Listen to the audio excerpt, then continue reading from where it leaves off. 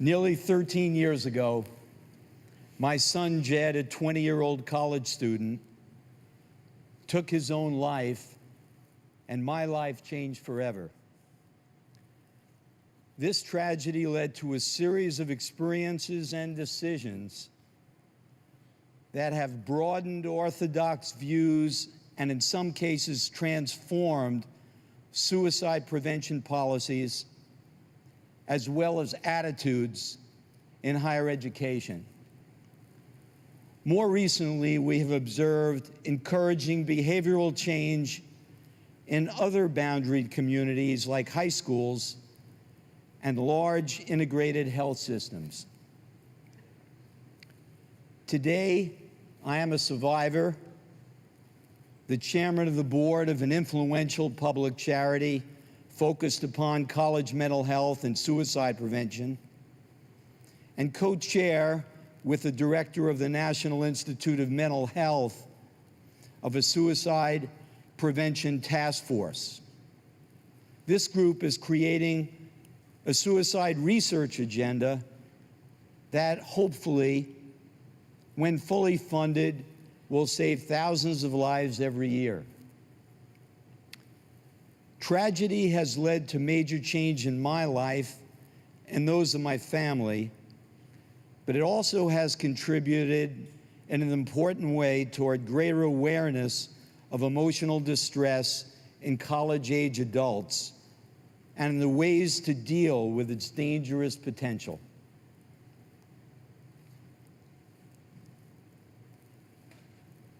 Note that the suicide rate in the United States has not really changed for 50 years.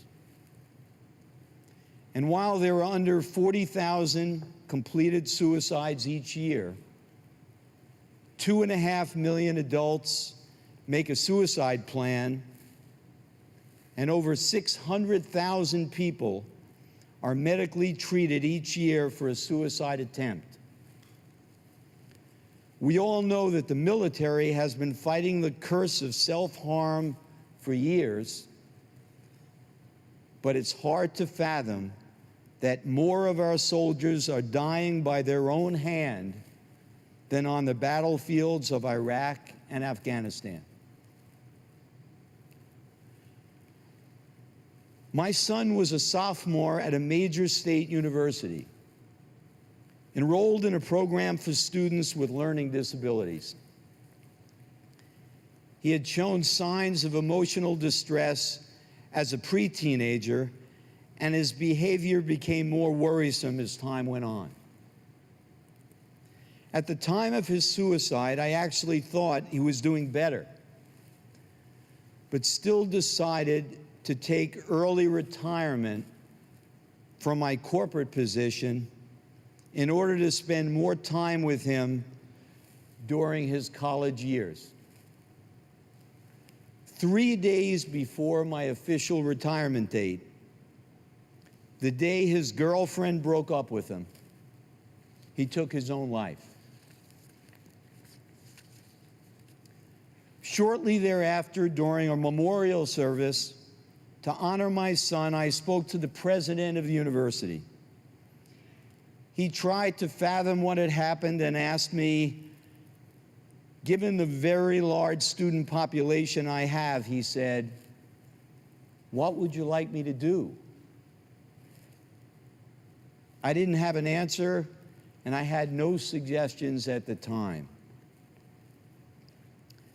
My family discussed the question at length, and I began to do research into suicide in a college setting. What I discovered was true in 1999 is still the case in many of our universities today, but we are making important progress. Schools did not have adequate written policies and procedures in place.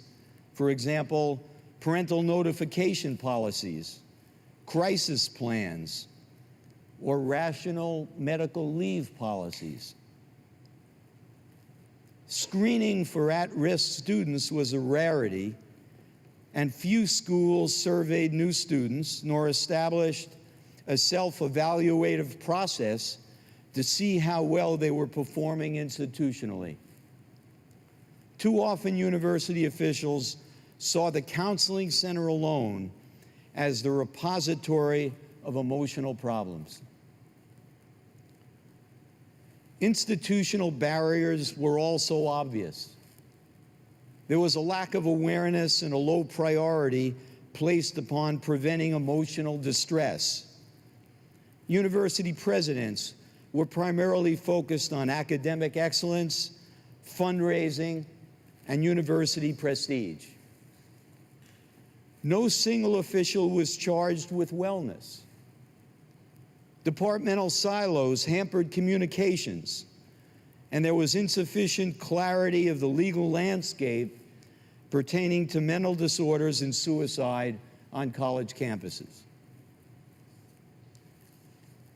Given the barriers to good mental health that existed at so many institutions of higher learning, it is not surprising that suicide is the second leading cause of death among college students, and that the majority of students who die by suicide have never been to the counseling center. That innocent question that a competent university president asked me, what should a president of a college or a university do, triggered the founding about a year later of the Jed Foundation to promote emotional health and prevent suicide among college and university students. Why? Because the development of a mental health safety net should be a priority for all higher education institutions. That was really the answer to his question. Develop an appropriate mental health safety net for your students.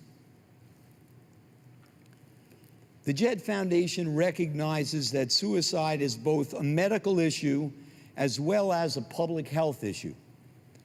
Responsibilities lie with the entire college community, not just with a counseling center. While effective treatment at the counseling center is an important, essential element in any safety net, treatment alone is insufficient. Suicide prevention as a public health issue requires a focus on both prevention and treatment. Few mental health organizations have this appreciation of a dual approach. Another key question addressed during the Foundation's early days was how would it apply itself to the problems existent among 4,000 colleges and universities as well, and 20 million college students. Should we lean Republican or Democratic?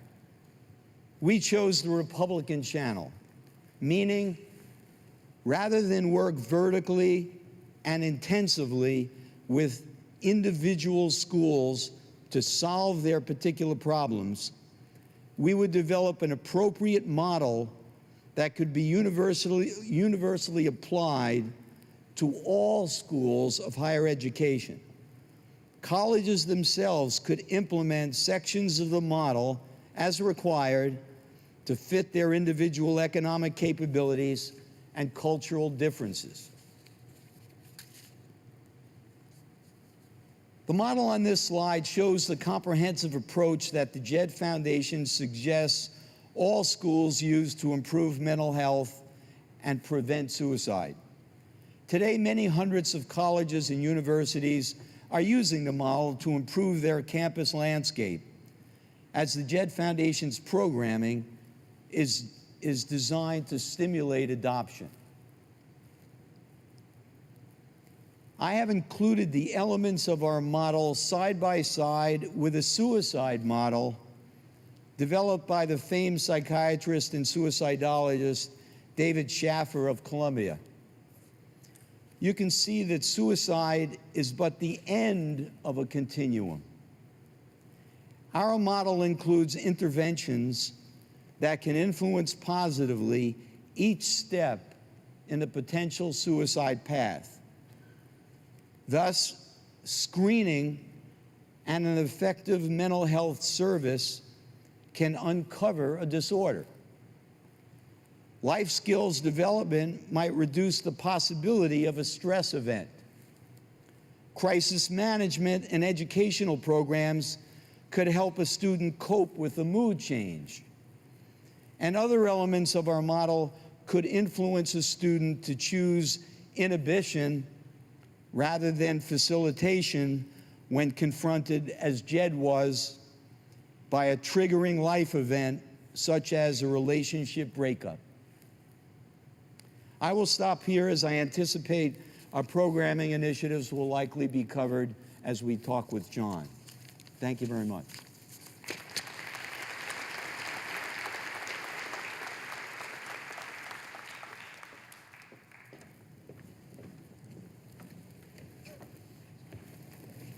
John.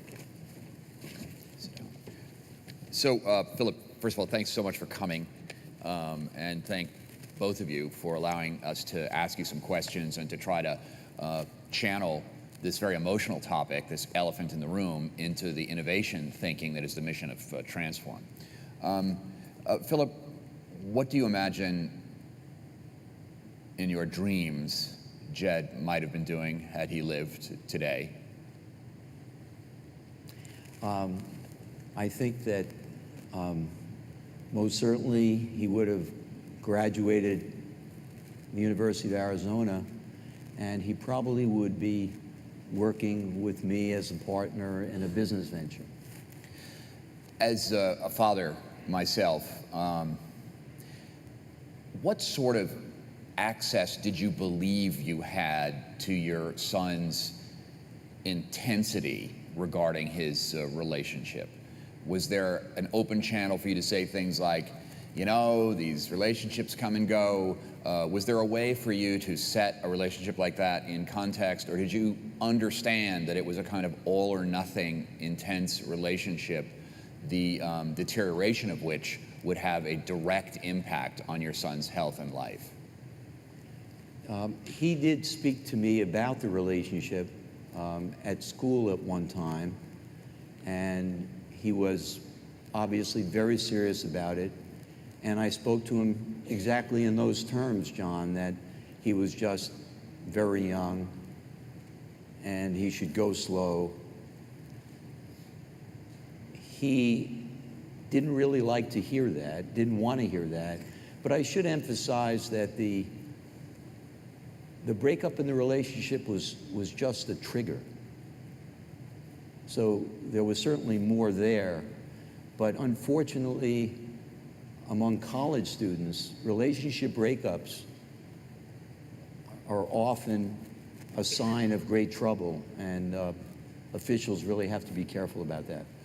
John, do you distinguish between suicides which one might describe as opportunistic in the sense that they take place in an environment where there is easy access to a tool, be it pharmacological or, say, a firearm, to carry out that suicide in a window when the emotional intensity, were it to just die down, perhaps that suicide wouldn't have happened, versus an individual who is absolutely premeditated about suicide and make sure that it happens over a time frame that you can't even envision an intervention, a sort of keep the pills out of the hands, the lock up the guns kind of countermeasure. You know what I'm saying? I do. First, I would say that we believe, and I would say experts believe, that all suicides are preventable, and that's a tenet of our work. Emotional distress is preventable and manageable, and suicide is preventable. But in fact, some suicides are more impulsive in nature, as you describe. And one of the main tenets of our model is to restrict deadly means, because if they are in fact not available, that passing of time may be all that's needed to save a life. And so things like schools and institutions making sure that closet rods are breakaway, and that there are fences on rooftops and window guards, those kinds of means restrictions can save a lot of lives in the case of the individual whose suicide is more impulsive in nature. For the individual who is significantly depressed and really has a plan and is intent on that suicide, it's important for the people around them to understand the signs and to intervene and to get them to help. I'll direct this to you, Phillip, but John, jump in, because I know you're sort of in the operational end of this here. Envision for me how a screening at a university would work. I mean, what detail floating up in a profile of an individual would categorize them as a suicide risk, and how does that work in terms of either the individual's awareness that they're in a category that their best friend might not be, and what consequences would that have for someone's academic career in the intense competitive environment often that is the setting for higher education? Phillip? Well, there are many ways. Certainly, the Jed Foundation has an online screening tool where a student does not have to identify themselves, so it can be done anonymously, where a roommate could take the screen for a friend he's rooming with that he's worried about. And the answers to the questions may tell him that he should have his friend visit the counseling center right away. Our screening program is taken by at least 25 to 30,000 students a year in an anonymous way. But the school itself can do so much. I mean, universities can be looking at medical records in high school of entering students.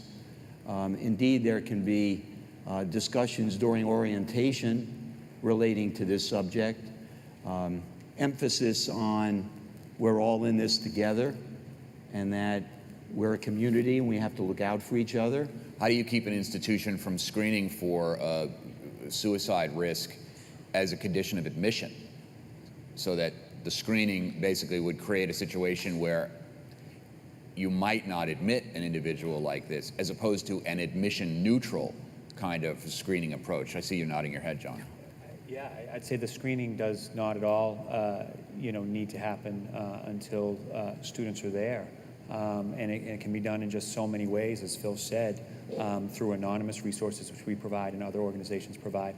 But also, so much of this is the faculty and the campus professionals and other students understanding the warning signs that changes in behavior, an inability to sleep, changes in eating, weight, drinking, that these are warning signs, and that intervening as a friend or a caring member of the campus community means asking if that person needs help and if they're okay. And very often, people, if asked, will say that they're in trouble and then get them to help.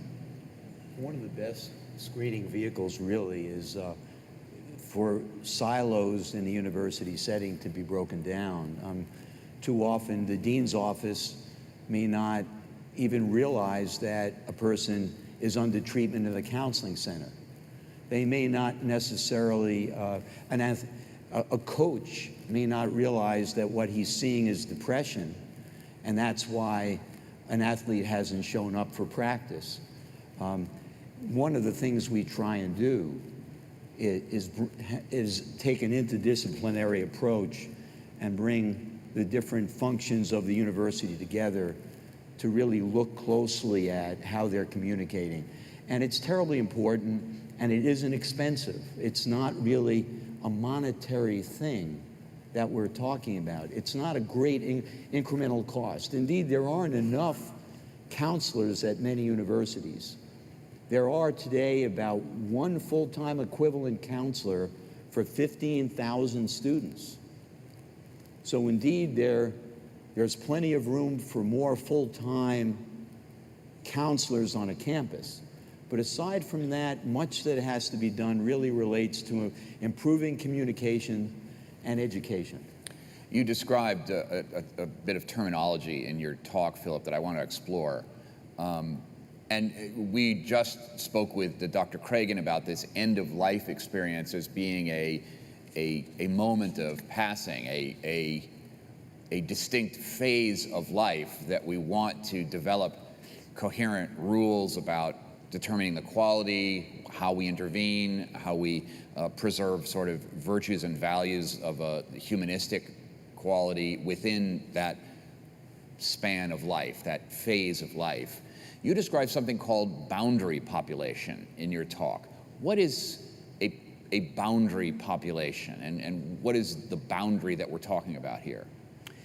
Well, the boundary really is a population of people that are living in a community together of one sort or another. There's generally greater controls in a boundary population. So if you're talking about a high school or a college, or as I mentioned from the podium, an integrated medical system, there's something that ties the community together and allows for policies to be uniform. It's much more difficult to say, oh, the suicide rate among bipolar people is higher than average. Let's have a policy for all bipolar people in America. It's much more complicated and difficult to do that than to deal with a specific community that's joined together.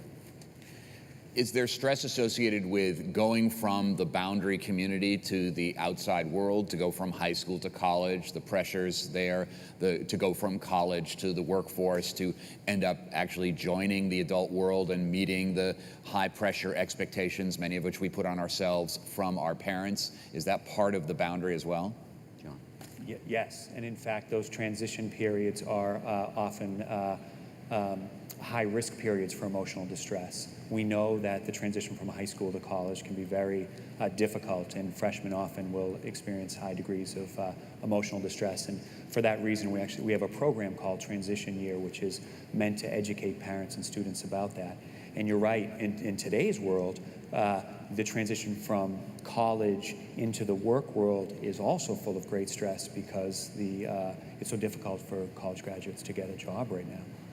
So they're dangerous periods, important periods. Give us a sense that you've brought with you some videos that give a sense of the mission and message of the Jed Foundation. Why don't you lay those out and we can all observe those together? Sure. So at the Jed Foundation, we recognize that as strong a system as a campus may set up, the truth is that most people who are in emotional distress do not seek help.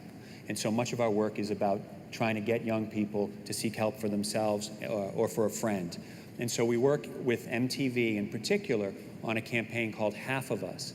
And this is a mental health awareness campaign and help-seeking campaign through which we manage a website and run a number of public service announcements and interviews with celebrities on MTV's University channel. So if we could look at a couple of these videos now, we get a good sense of, Great, let's watch the first educational campaign. First video. And this is from the Jed Foundation, right? Yes. Directly.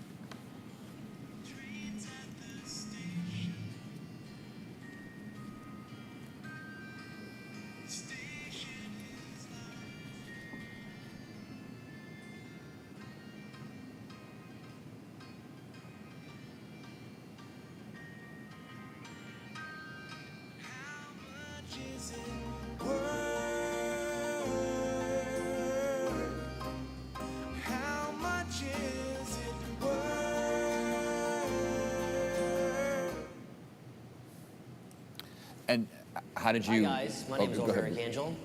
I'm a former specialist in the U.S. Army, and I'm here to answer questions about the Iraq War and Iraq veterans. Yes? Was it really hot? Of course it was hot as the desert. Were you in the front lines? In Iraq, there are no front lines. Almost everybody serving is in harm's way. Do women soldiers see less combat than men? No, both men and women alike are in danger every day in Iraq. Have you killed anybody?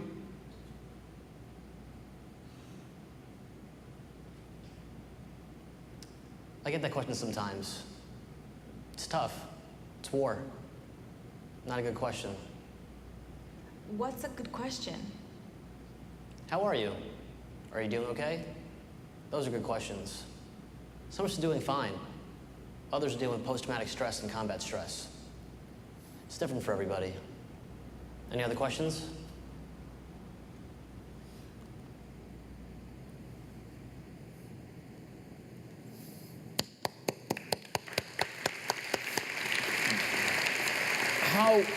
How parallel do you think the problem with suicide among veterans is with the conditions in higher education? I think, first of all, we should recognize that there's a large number of veterans that are coming back to college now under the GI Bill. And most universities are not necessarily equipped with the specialized issues that they have to deal with. And one of the things that we developed under John's leadership is a training program for counselors for returning veterans very specifically to deal with brain trauma, PTSD, and depression and other issues.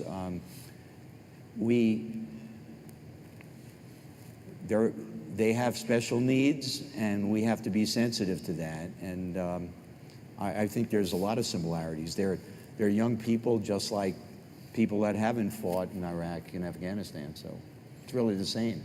And it's interesting because the Jed Foundation was created before we had either the Iraq or the Afghanistan war. You were going to say, John? I was going to say, and the transition is quite difficult to college. It's another transitional, issue. And in this field, one of the most protective factors is a sense of connectedness. And one of the greatest risk factors is to feel isolated. And so student veterans can feel quite isolated on campus because they're older, they've seen more, they've experienced more. They may have families. It's a different context. Public health professionals, if they spend much time talking about suicide, and as you have suggested, they probably don't spend enough time, suggest that one of the maybe triggers or contexts of people taking their own lives comes from a set of conflicting signals, either within families, within one's own life, or just broadly in the society about a sense of tolerance for either suicide or tolerance for making definitive, irreversible judgments about one's quality of life that might end up justifying a rash act. And suicide, for the purposes of this conversation, we'll describe as a rash act. I'd like to poll the audience for a moment. We talked a little bit about this sense of control. Dr. Cragen talking about this sense of control in the end-of-life moments. How many people think that is a valid and important humanistic quality to retain, and that one would want that for themselves? Do you want a sense of control? Is that a high-value virtue when you think about your own end of life? Raise your hand. Okay, put your hands down. How many of you have heard of the Right to Die movement?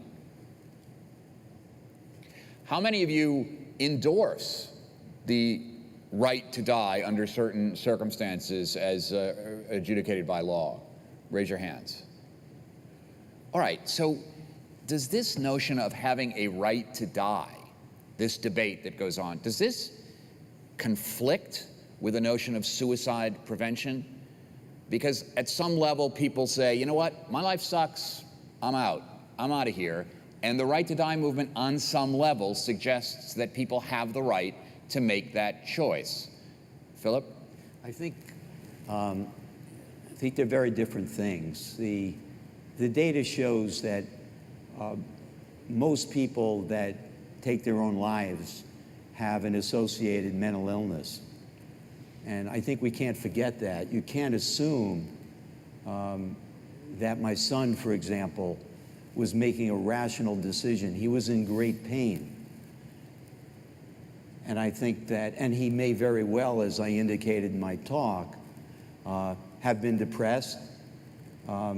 It's unclear whether his learning disability actually was an undiagnosed bipolar illness. I'm not sure. But as I look back, certainly many things he did might have indicated a depression. And we have to recognize that depression among teenagers is marked by impulsivity and aggressiveness. showing of rage. That's very, very different than an end-of-life situation. I'm not the one to talk about that issue, but I think that we have to recognize in general, most people that are committing suicide are in great pain, and we know from people who have attempted suicide, most of them say they're happy that they were saved, that they didn't complete their suicide. So I think that has to be really considered. And I feel the greatest challenge or an audience of people so active in healthcare in general, the greatest challenge to me in the suicide area is that, or a very important issue, is that the field of psychiatry, which does so much to help, could do more to emphasize preventive psychiatry. The psychiatric prevention does a phenomenal job at treatment, but there's a whole avenue of prevention that I think more can be done to support that in areas of focus like protective factors and identifying risk factors and taking more of a preventive approach, a public health approach, as well as the medical approach, I think is essential. And that's a challenge that I've thrown out to the psychiatrist friends that I have. And I think that while it's a very important issue, it's a particularly important issue also for all of physicians, because 70% to close to 80% of the prescriptions written for antidepressant medicines, and so many, and we know depression is a major risk factor for suicide, 70 to 80% of those prescriptions are written by primary care physicians. And yet, how much does the primary care physician know about prevention and preventive psychiatry? So we're running out of time, and there will be a Meet the Speaker opportunity for both John and Philip and Dr. Cragen right here as soon as we're done. But I have to ask you, Philip, so looking back to 1999, can you envision an intervention in a best of all possible worlds in your dreams that would have been decisive in the case of your son, Jed? Yes, and John had indicated that putting up barriers, for example, intervening at a time of pain can make all the difference in the world. And my son was supposed to sleep at a friend's house, and after the breakup, he went to our weekend house by himself. My wife was very concerned and almost went to the home. And if she did go when we had talked about it, if she or I went, we probably would have gotten there. And you know, it's been shown again and again. You might intervene at a critical point, and with the appropriate treatment, that person can live a normal life, and there may not be a reattempt. So indeed, yes, the barriers are very important that John spoke about, and prevention is critical, because suicide can come, feelings of ideation can come, and they can pass. And it's very important for someone to be there if they happen to come. John and Philip, thank you so much.